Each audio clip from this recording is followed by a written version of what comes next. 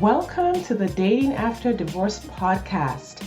I'm your host, Shade Curry, and I believe every divorced woman deserves a romantic relationship where she feels safe, loved, and cherished. You can create the most amazing life after divorce, and I will teach you how.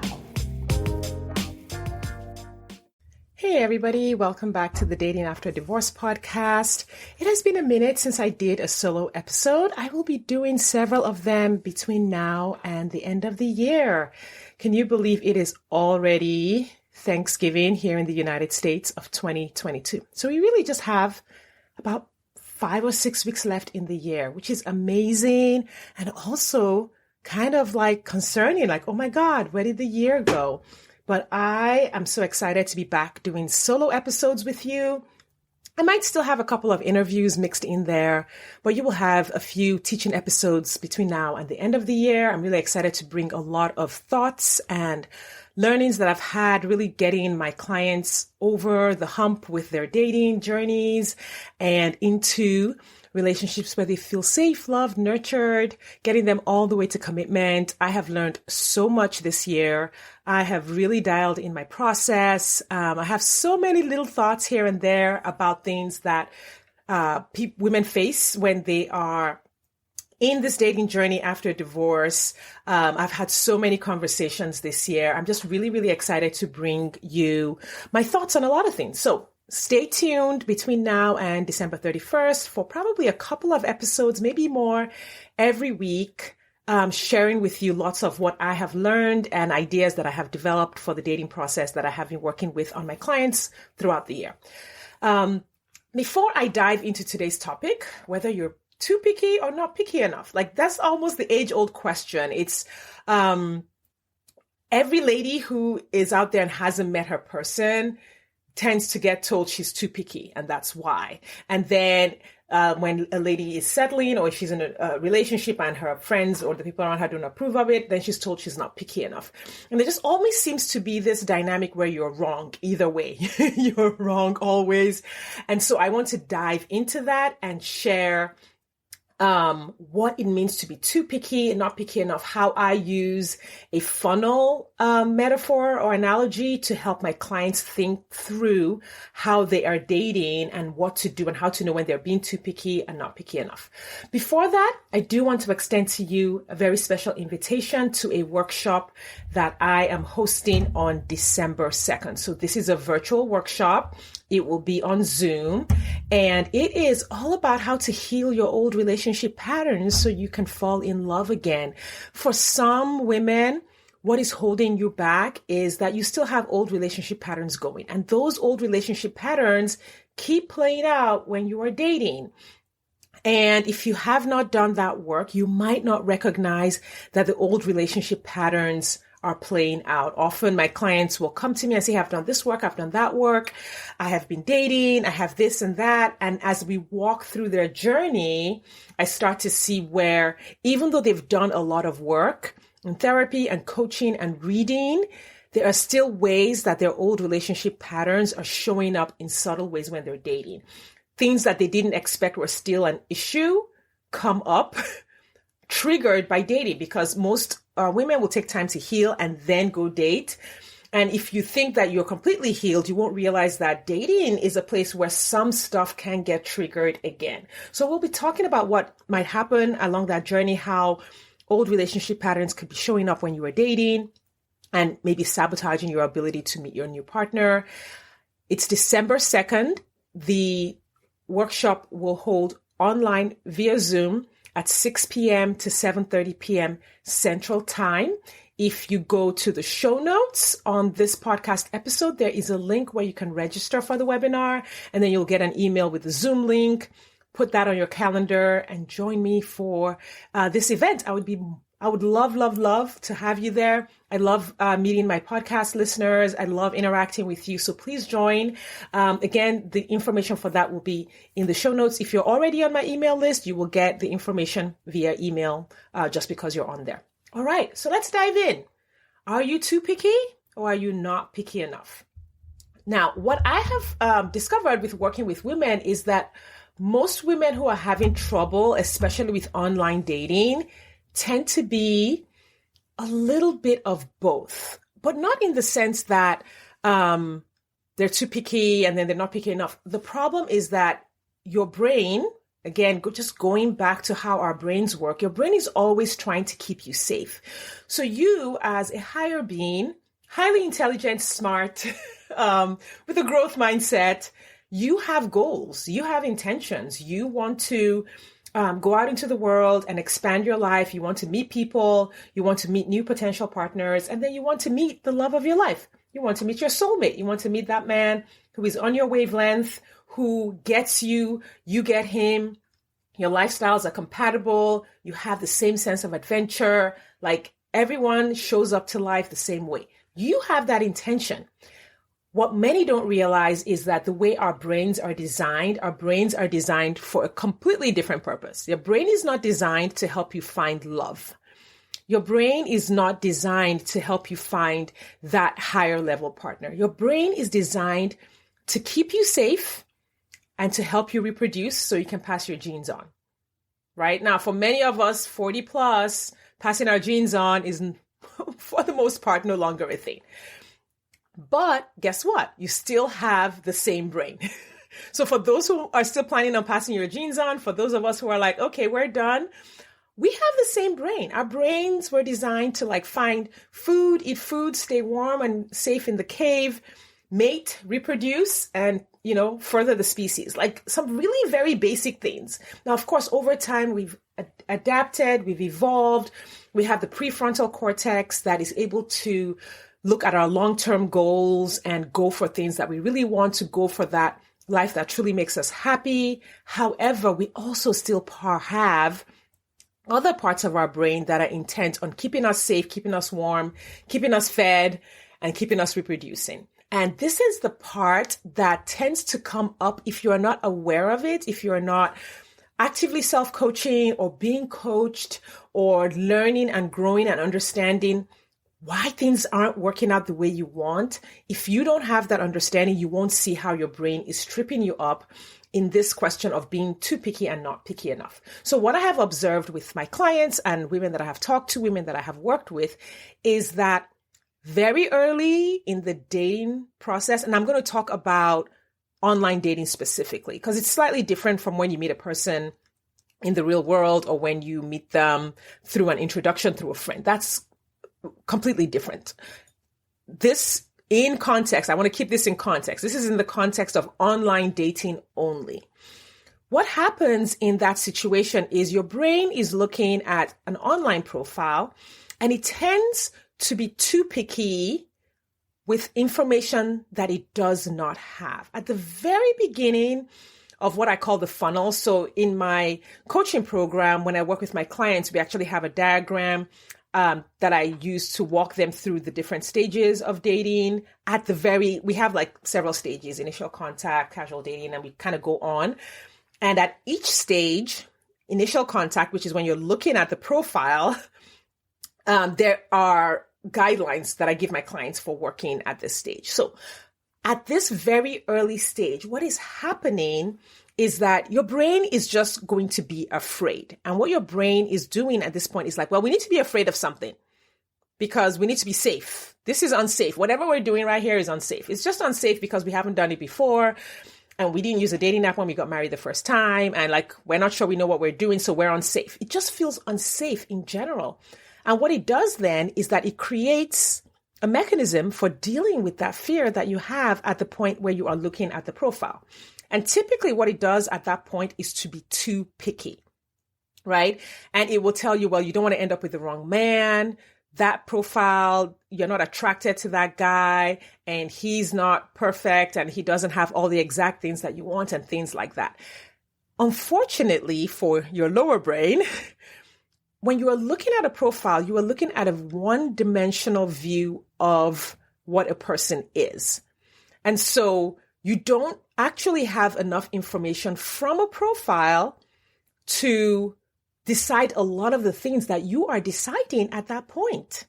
Like I have talked to women who will say, oh, that's his profession. The guy puts in sales and maybe they have a thing. They knew a guy with sales. And so they take what they know and they're like, oh, he's in sales. That must mean, like, if you find yourself saying things like that must mean, or this means, or that is probably the, whatever the thing is that you don't want, when you are looking at a profile, you are being too picky for that stage. And it's not that overall, most women are not picky enough. That's my general philosophy of dating, is that most women are not picky enough. Like, we all need to be more picky. However, there are moments when your brain uses being more picky to trip you up because it's trying to keep you safe. So when you are looking at a profile on your 3-inch by 5-inch phone and you don't feel any attraction, your brain is telling you that you should be feeling attraction, but that's not how attraction works. There are like so many components to attraction, including physical attractiveness, similar values, likability, your emotional state in that. Like, there's like 5 components of attraction, most of which are not available to you when you are looking at a profile on your phone. It's just not there. So when you make a decision based on not feeling attraction on the phone, you are actually making a decision that you have no information for. And so that would fall under the bucket of, quote unquote, being too picky. You're being too picky at that stage because you actually don't have the information you need to make the decisions that you're making. Now, of course, there is a lot of nuance and a lot of context to this.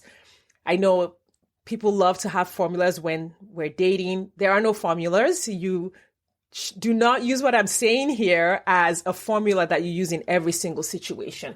What I do when I'm working with my clients one-on-one is that I sit with them and literally we are on a Zoom call and I'm looking at the way they're making their decisions, and I can assist in pointing out where their brains are using confirmation bias, where it's falling into a fallacy, where it is making decisions or assumptions out of fear in that moment. And so this is something that I can't give you a general guideline for, but this, I've noticed that this happens, I would say probably 70% of the women I have worked with have this issue very early when they're looking at a dating profile, where the brain fills in a lot of stories. Like, our brains love stories, right? And so when we're looking at a person, we're telling ourselves a story. And when we don't have information, your brain automatically fills in what it thinks is happening on that person's profile. But it's just making it up. It's just making so many things up based on, I remember one client, I was teaching her the process of swiping and giving her guidelines based on her situation. And we got to one guy's profile and she was like, oh, he looks like a dentist. I was like, how? What does a dentist look like? How did you even get there? But that was her brain's, automatic response. And it was because I don't know, she didn't really like what she was seeing in terms of his physical features. And she was like, he looks like a dentist and I don't like this. And I said, listen, you just notice that your brain is filling in the gaps here, and this will sabotage your journey because you're not noticing that your brain is telling a story. And I said, let's look up his profession. Your brain is so certain he's a dentist, and he was in sales. And I was like, listen, your brain is doing this here.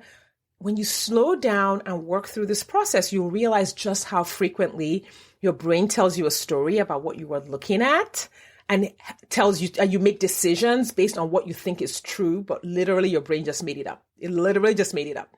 Okay, so very early in the funnel, I think we tend to be too picky because the brain wants to keep you safe and it wants you to only pick the very, very, very perfect people. It's something that is a protective mechanism at that stage. If you have been very tentative and maybe somewhat anxious about your dating journey, you might find yourself doing this because your brain is being super nervous. Now, the other thing the brain does is once you have gone on a first date with someone, your brain will not be picky enough.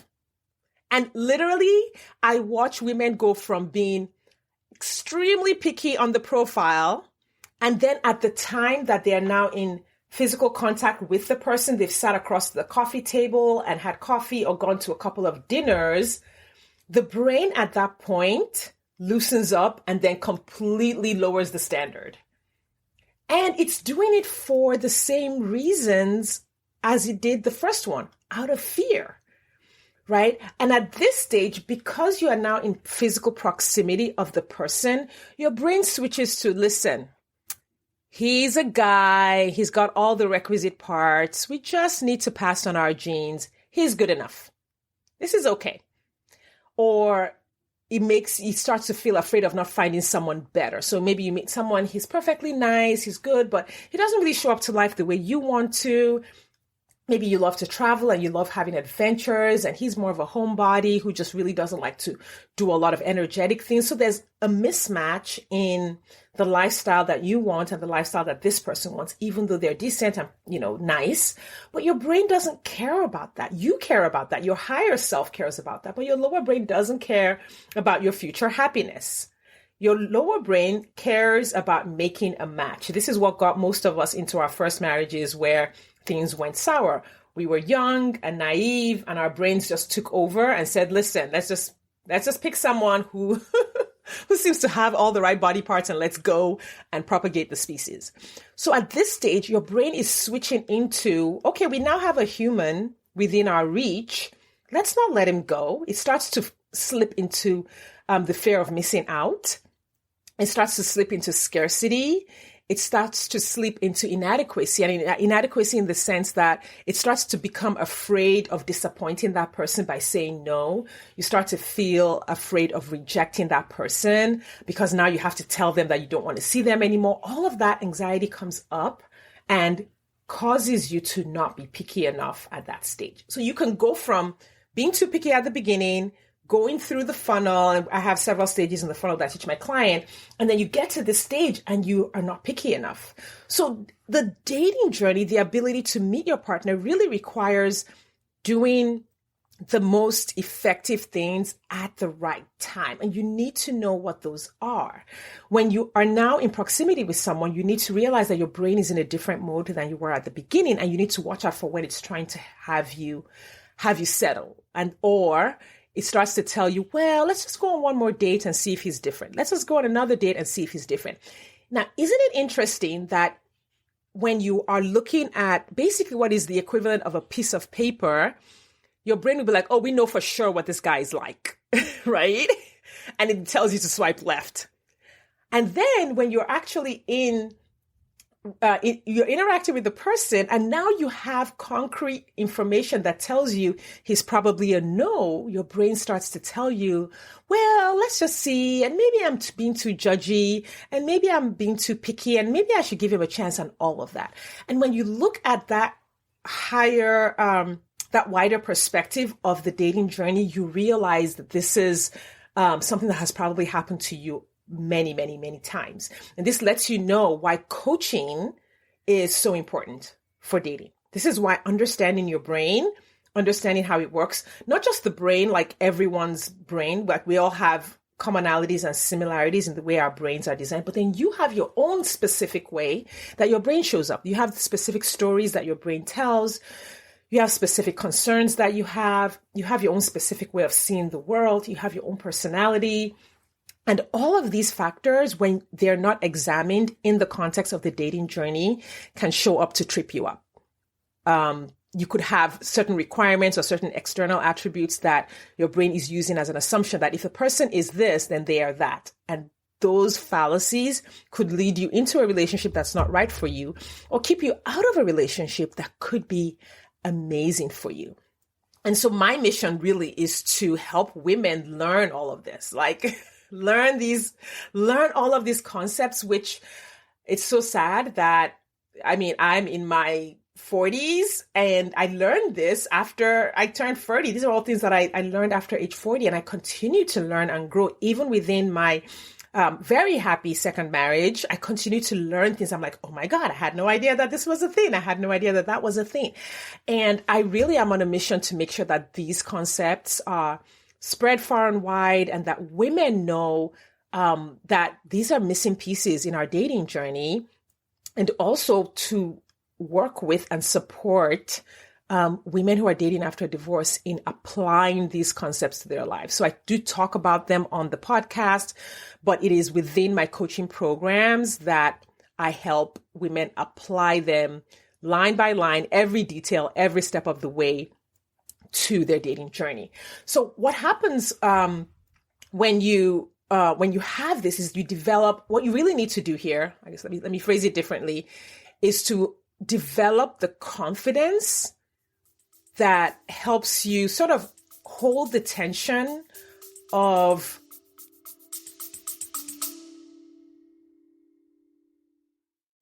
Do you wonder exactly how divorced women just like you are meeting eligible men who want a real relationship and a commitment? They're doing it by dating with their core values. Your core values are the GPS that lead you to the partner you've been looking for. When you use your core values on dating apps, text messages, and at social events, you will easily connect with your true match partner without chasing, settling, or wasting time with non-committal men. I have taught exactly how to do this in the 2-hour Core Values Dating Blueprint course available on my website, sadecurry.com/dating. That's SADECURRY.com/dating. You will learn exactly how to identify your core values and use them on your dating profile, how to ask the right questions via text, and how to tell the right stories on dates, so that you attract the right people and repel those who aren't right for you. If you're ready to meet your true match, hop over to sadecurry.com/dating or click the link in the show notes. Now back to the episode.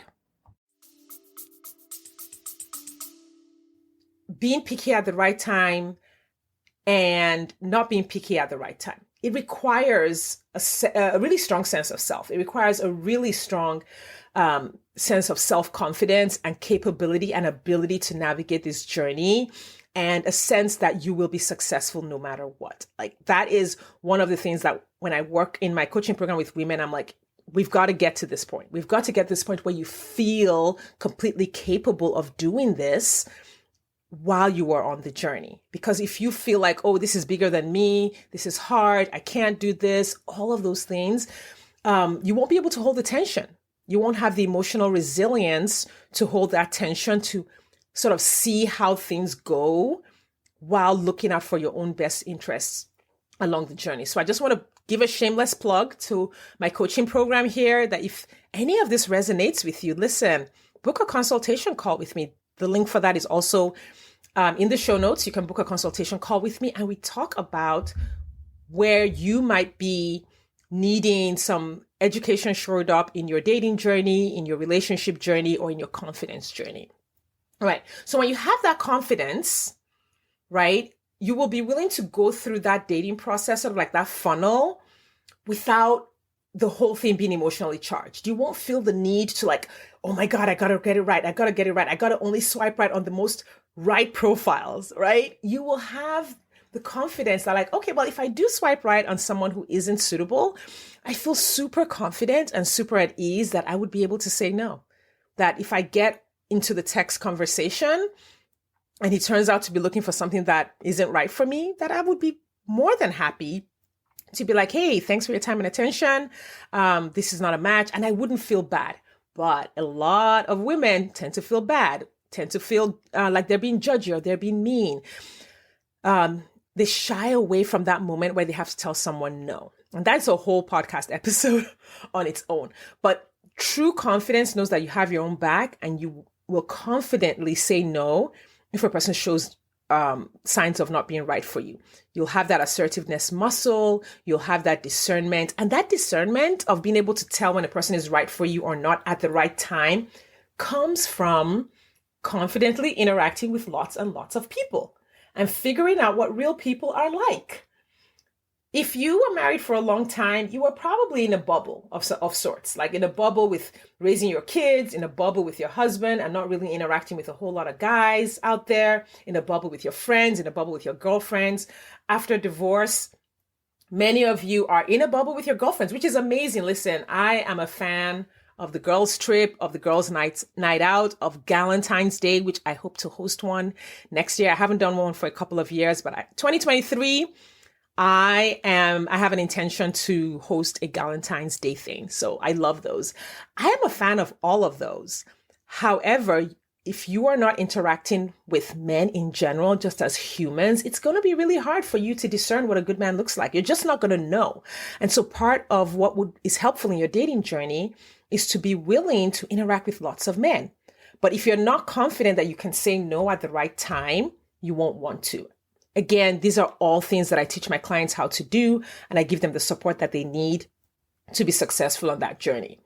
The other thing that happens when you learn how to be picky or how to be picky enough and in a way that's just right on this journey is that you learn the skill of using the apps. Too many of you are going on the apps thinking like the app is just going to serve up a great guy to you. The app is a tool. The app is a tool. You have to know how to use the app. And they all have different quirks, but a lot of it is understanding what parts of the apps to pay attention to, how to use them. The Discover page is one of the worst places to be on the app. I'm talking about Match specifically now, but every app has its own version. The recommended guys, and I believe I talked about this on a previous episode, about how they serve up the classic good-looking people. And so those people who are a very small number have a rush of people on them. So they never get back to most people. But your regular human, like yourself and myself, rarely get served up on those pages. And so we have a harder time finding each other.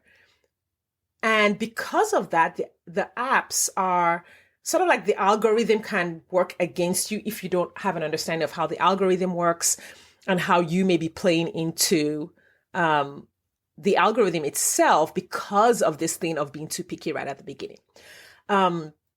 And many people also go on the apps thinking like it's going to be easy. It's going to be simple. Like I just go on there and then there's going to be a nice guy. And then if you go on there with that kind of naive thinking, you fall into the hands of the people who are just waiting there for like people to come on.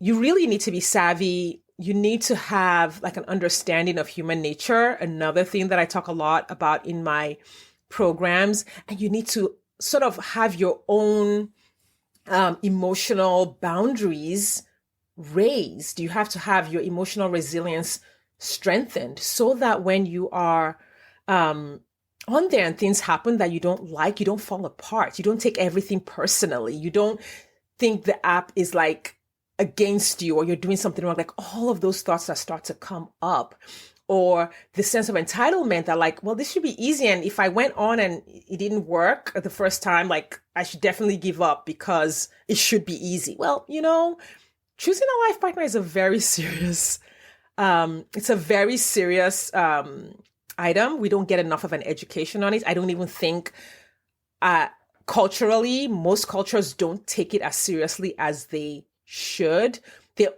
Most cultures are like, yeah, you definitely need to be paired up, which is problematic in itself, but don't educate young people on like what that process should look like. There's a lot more emphasis on, okay, 6 years of grade school, 6 years or 8 years of high school, and then 4 years of college, and then you get a job. And look at all of that investment in that kind of education required to find work. And then compare that to the level of education that is given for choosing a life partner, for choosing the father of your children, for choosing the grandfather to your grandchildren. And then you'll realize, oh, wait a second, I'm rushing a little bit here. And it should be easy in the sense that you shouldn't be like suffering in the process. But there is definitely some effort that needs to go into it. And learning and growing and understanding how to use the tools of dating is part of that effort. And all of this comes from when you learn how to approach dating from just a little bit more of a neutral standpoint, a little less of a fantastical, romantic, the word I'm looking for is fairy tale, a little less of a fairy tale thinking. A little less of looking for Prince Charming, what we see on the movies and what the cultural narrative is, and more of a mature life choice. Like, this is what I want to do with my life. I want to be with someone for the rest of my life, and I want to do it well, and I want to do it right. And that's going to require some investment, and that's going to require some effort, both mental, and it's going to require some physical energy, which is getting up and going out and interacting with people and maybe learning some new social skills that I don't have now. Maybe you haven't interacted with a whole lot of men. Okay, that's going to be new, and I'm willing to step up to do that. And that is the approach that I take in my dating program. For sure, it's not for everyone. I think some people might prefer something a little more like, I don't know, like a fairy tale kind of thing. But I definitely take a very human, practical approach, because I think marriage in the end is about finding that person who you feel passionate about, you feel like you're in love with, you resonate with that person, but also that person who is a teammate, who's a partner, who's going to roll up their sleeves and do the work of life with you. And if that's what you're looking for, then my program would definitely be the right program for you.